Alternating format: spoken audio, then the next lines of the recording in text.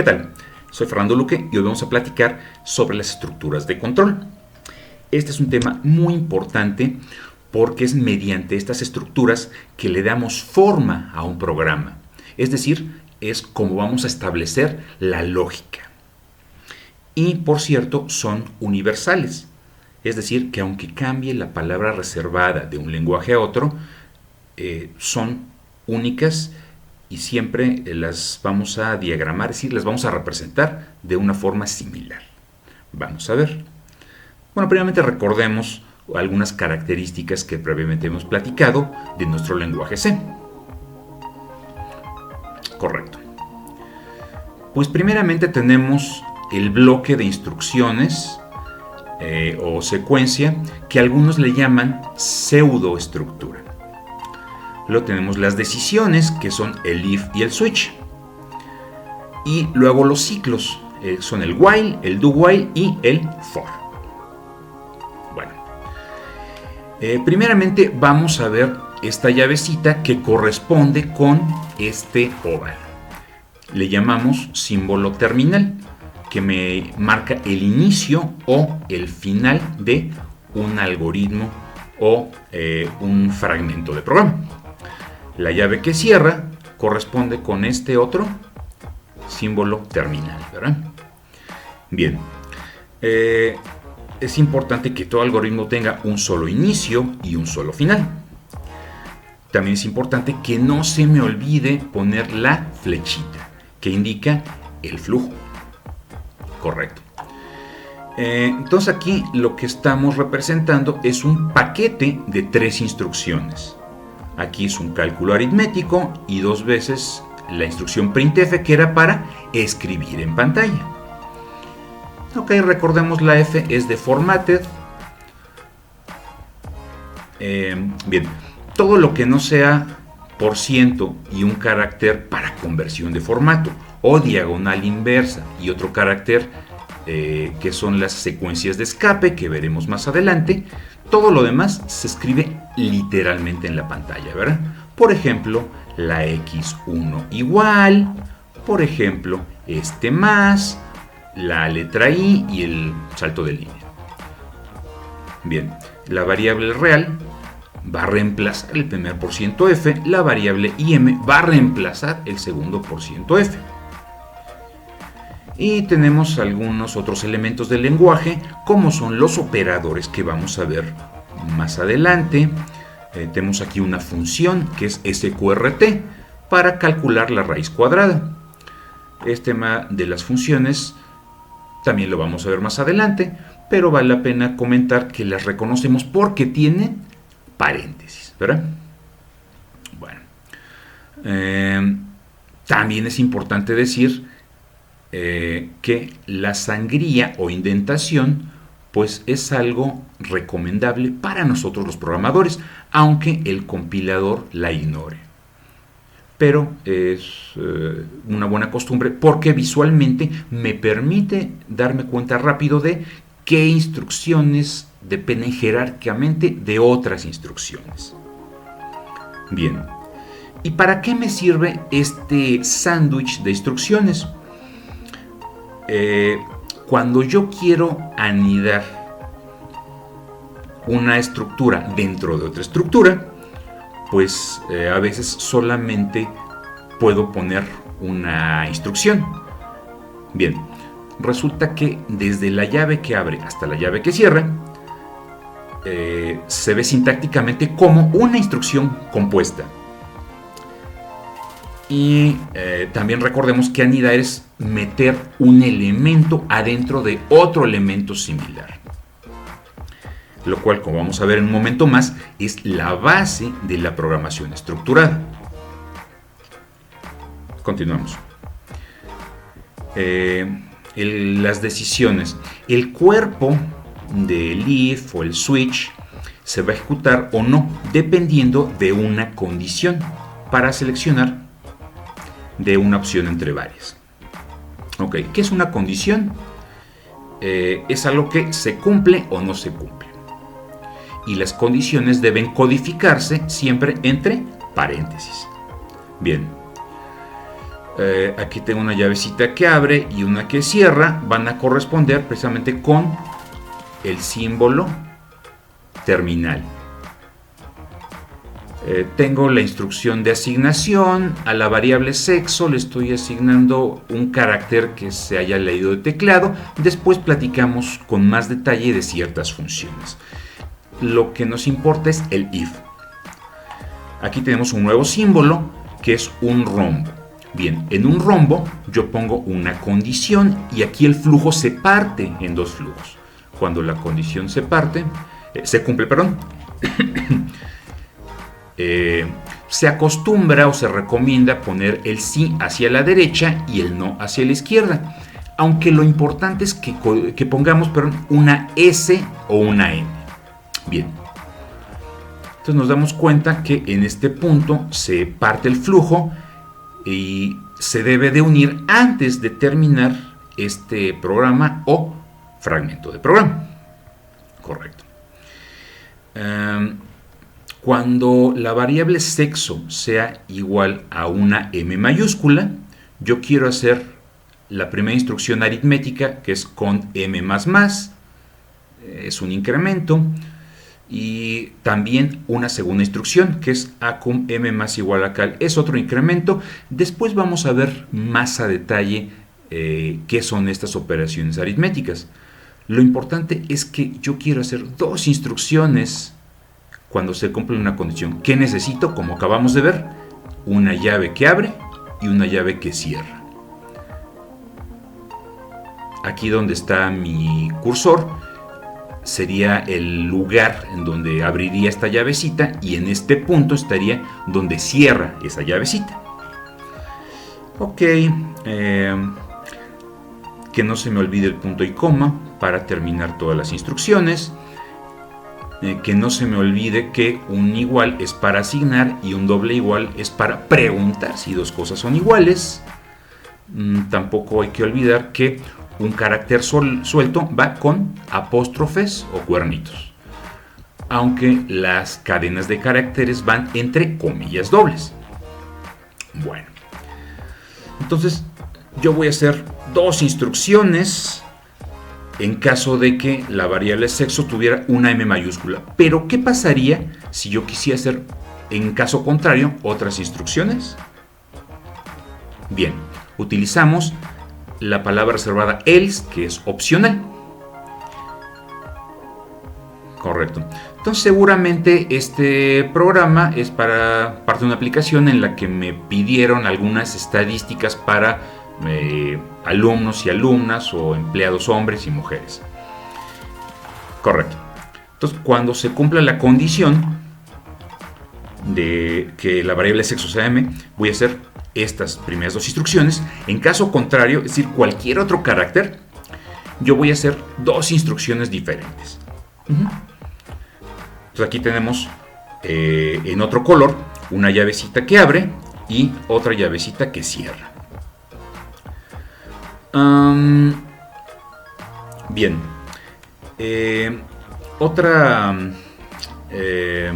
cosa que no debemos perder de vista es que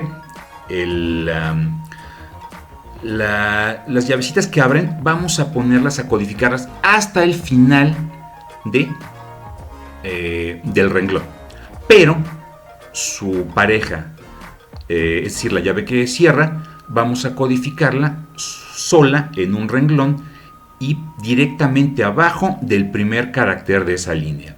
Es una recomendación de programación que nos va a ayudar otra vez visualmente para tener un mejor desarrollo de programación. Por ejemplo, esta llave que cierra va precisamente abajo de la I del if y esta otra está directamente abajo de la E de else. Bien, entonces lo interesante es cuando empiezo yo a anidar estructuras. Vamos a ver otro ejemplo. Vamos a pensar un esquema muy simplista en el cual solamente existieran tres estados civiles: C mayúscula para casado, S mayúscula para soltero o V mayúscula para viudo. Correcto. Entonces tenemos, como ya vimos, una llave que abre y una llave que cierra corresponden con el símbolo terminal y este otro símbolo terminal. Entonces empezamos preguntando si la variable Edo civil es una C mayúscula, vamos a escribir la palabra casado en pantalla. En caso contrario, vamos a hacer otra pregunta. Si es una S mayúscula, escribo soltero. Y finalmente voy a escribir viudo. Ok, aquí podemos contrastar cómo diagramo y cómo codifico en lenguaje C esta estructura. Ok, lo que tenemos en otro color es una estructura completa que va desde este punto hasta este punto. Si se cumple una condición, escribe algo, en caso contrario, escribe otra cosa. Los flujos que se partieron en este punto se deben de juntar antes. Correcto. Y si nos damos cuenta, para este tipo de estructuras, yo necesito hacer n-1 preguntas.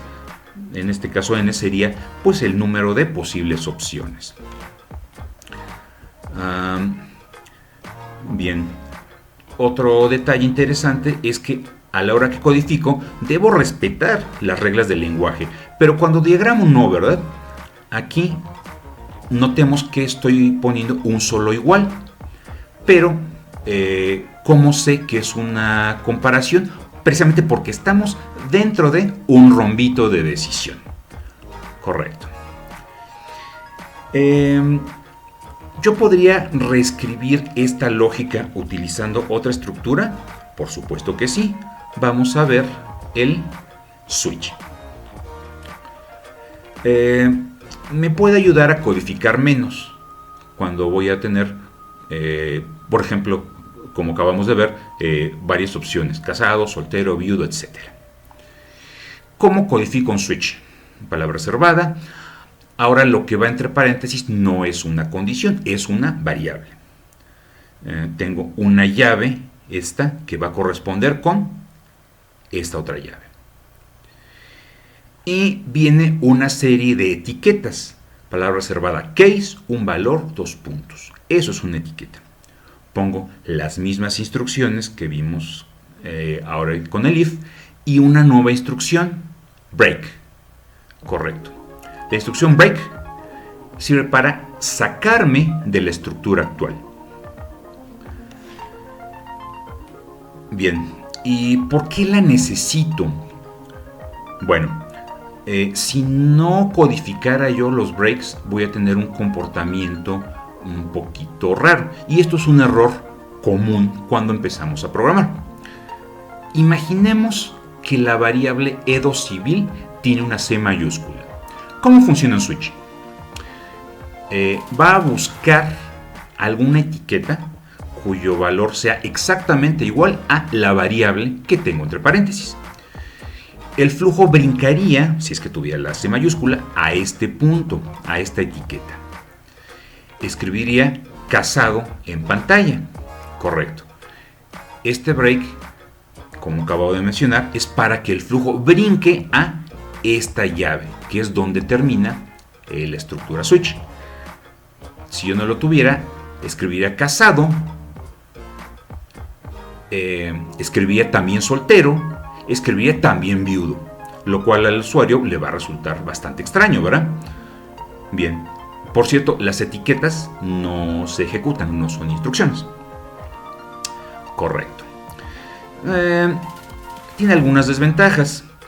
Por ejemplo, ¿qué pasaría si yo tuviera una C minúscula, V minúscula?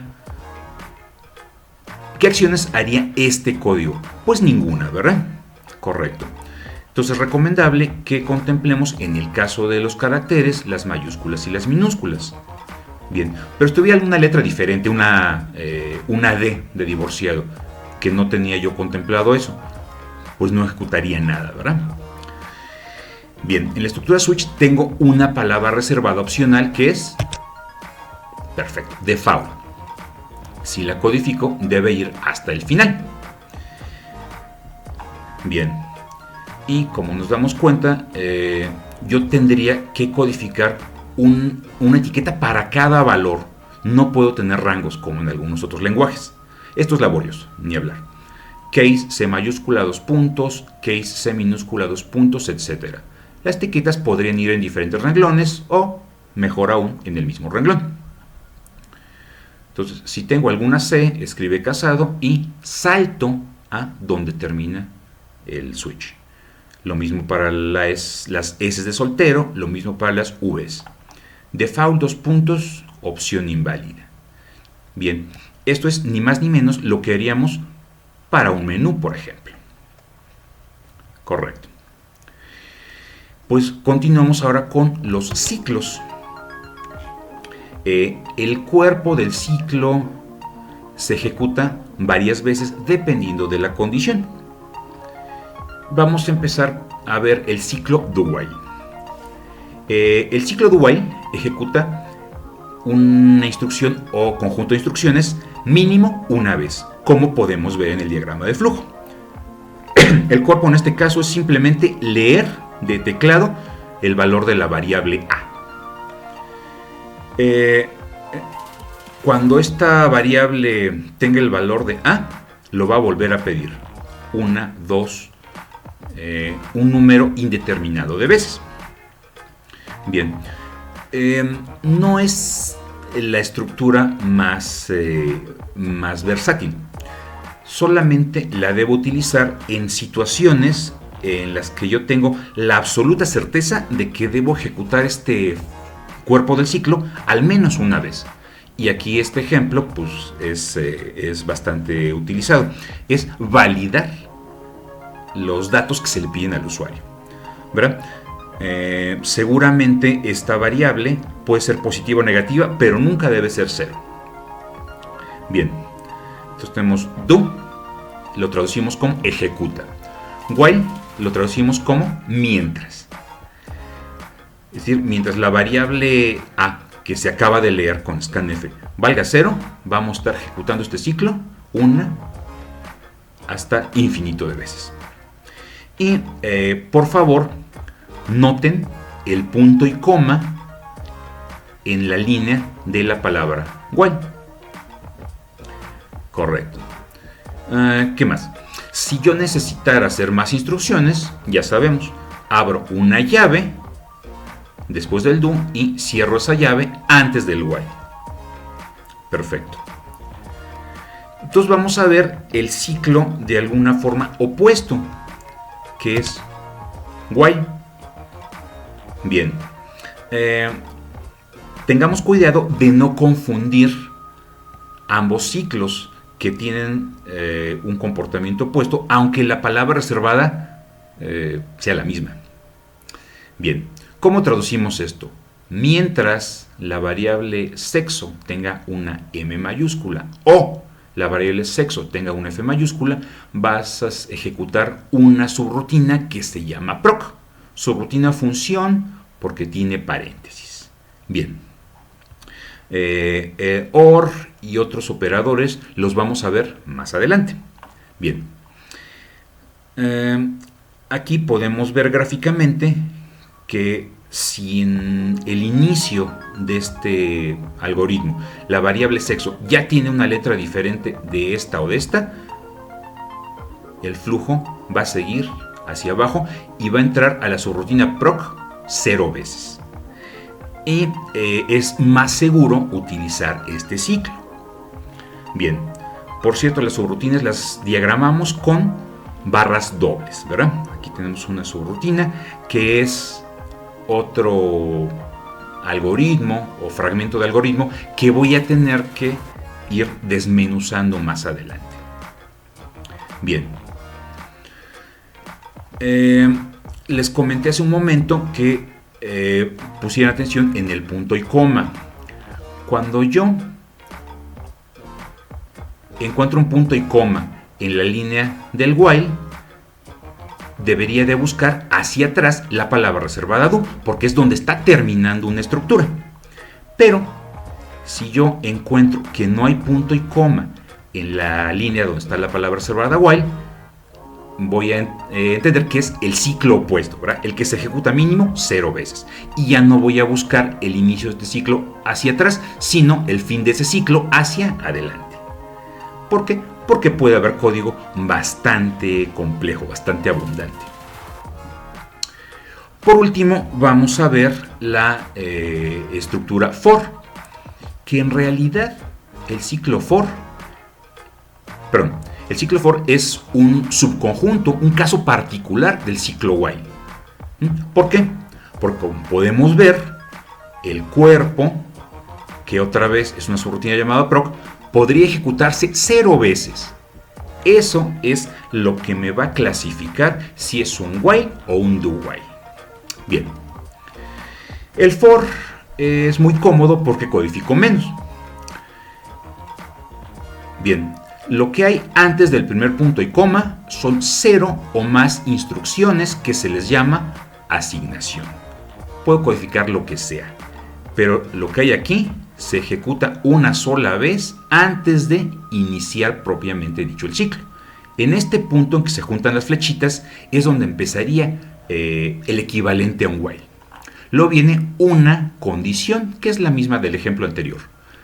Ojo, no son dos condiciones, es una sola condición compuesta porque tenemos operadores booleanos. Y lo que hay después del segundo punto y coma son 0 o más instrucciones que les llaman incrementos, pero también podemos codificar lo que necesitemos. Y gráficamente vamos a ver que la inicialización ocurre una sola vez, el cuerpo del ciclo se ejecuta 0 o más veces, dependiendo de la condición, y después de que se ejecute el cuerpo del ciclo, van a ejecutarse los incrementos antes de volver a preguntar si la condición se sigue cumpliendo o no se sigue cumpliendo.